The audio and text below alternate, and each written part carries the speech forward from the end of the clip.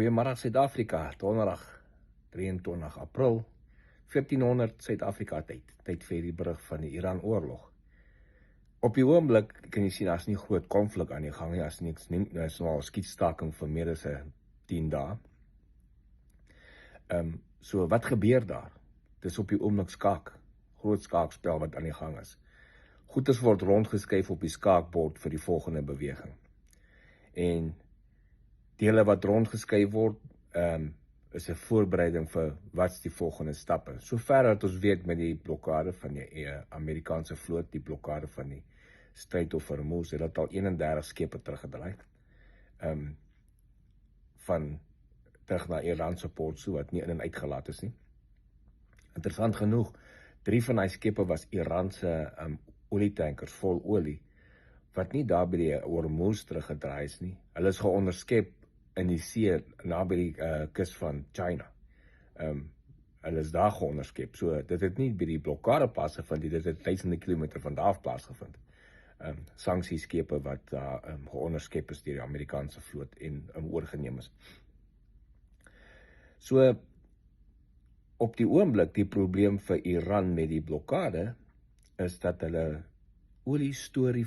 storing fasiliteite raak vol, en het behoort binne die volgende paar dae heeltemal vol te wees. Want onthou, hulle produseer nog steeds olie in die land, en hulle pomp het daar na Cook Island en aan die ander plekke toe, waar hulle het stoor wat hulle in skepe pomp en verkoop. Maar hier is die probleem, hulle kan dit nie meer op skepe laai nie, so die storage capacity is nou vol, en as dit vol is, beteken dit al die pompe moet afsit, hulle kan nie meer pomp nie.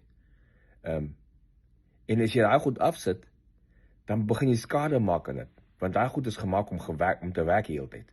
Jy kan nie stop, die oliepressure onder die grond is daar, jy kan nie net 'n prop indraai en sê, okay, soos klaar hier vir nou, ons gaan later pomp nie. So, as hierdie ding nie vinnig regkom nie, kan hulle jare se skade op hulle pompe kry, hulle olieboor en hulle pompe kry, omdat die goed nie beweeg nie. Dis 'n groter tragedie as wat net op die oomblik die afsny kan wees vir hulle, want dit kan jare en jare se probleme vir hulle veroorsaak. So op die oomblik met die afsny van die blokkade, is dit nog steeds, hulle verloor 450 tot 500 miljoen dollar 'n dag aan inkomste.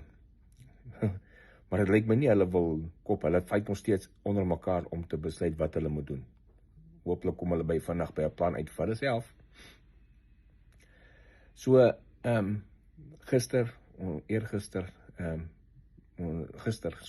daai 2 skepe van cargo skepe wat gegrab is deur Iraniërs met hulle gunboats. Baie mense maak nog kommentaar, as die Iraanse vloot dan almal gesink is, hoe het hulle dan nog gunboats wat rondry die mense. Daai gunboats is nie 'n gunboat in terme van soos jy dink 'n groot vlootskip nie. Dis speedboats wat hulle bymekaar maak en 'n paar ouens oplaai met guns en 'n machine gun, en ry hulle en gaan. Dis presies wat die Somali pirates in die ooskus van Afrika doen. Wat 'n speedboat, en hulle ry en hulle gaan spring met 'n toue en goed by die kant van 'n skip op en hulle krappies kom. Onthou, dis 'n cargo skip, uit 'n paar civies op wat die cargo skip net opry. So hulle het nie mense op wat die boot verdedig nie.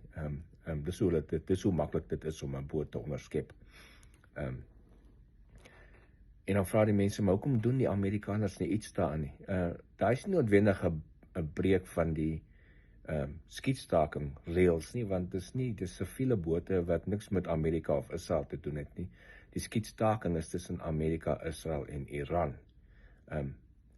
Maar nog steeds, hulle sal nog steeds patrollie doen, en as daai gunboats van hulle dan enige iets in die rigting van Amerika of Israel se assets stuur of doen, gaat hulle definitief gesink word. So, verder het die Pentagon ook gister bekend gemaak dat dit gaan, as dit nou verby is hierdie storie, en daar's nou vrede, en die Amerikaanse vloot of die internasionale community het nou volle beheer oor die Strait of Hormuz weer, gaan dit omtrent 6 maande vat om seker te maak al die moontlike seemyne is uit, want daar soek op baie plekke waar seemyne in die stryd en die hele area, die see area weggesteek kan word om dit te soek met al die instrumente wat dit het. Het gaan omtrent 6 maande vat om seker te maak, daar's geen seemyne meer in die omgewing en dis ongelukkig 'n proses wat tydsaam is en wat kan baie tyd vat.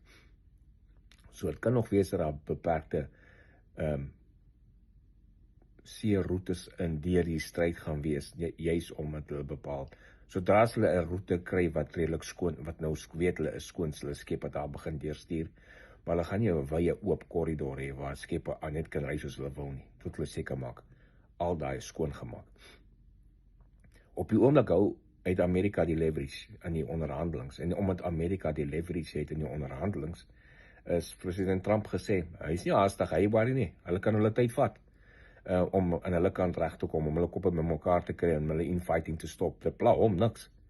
Dit gee 'n impak op Amerika nie, dit het 'n impak op 'n ernstige impak op hulle. So, hopelik kan hulle vinnig by mekaar hulle koppe kry, want wie suffer op die oomblik die meeste? Dis Iran, en eintlik hulle populasie suffer die meeste.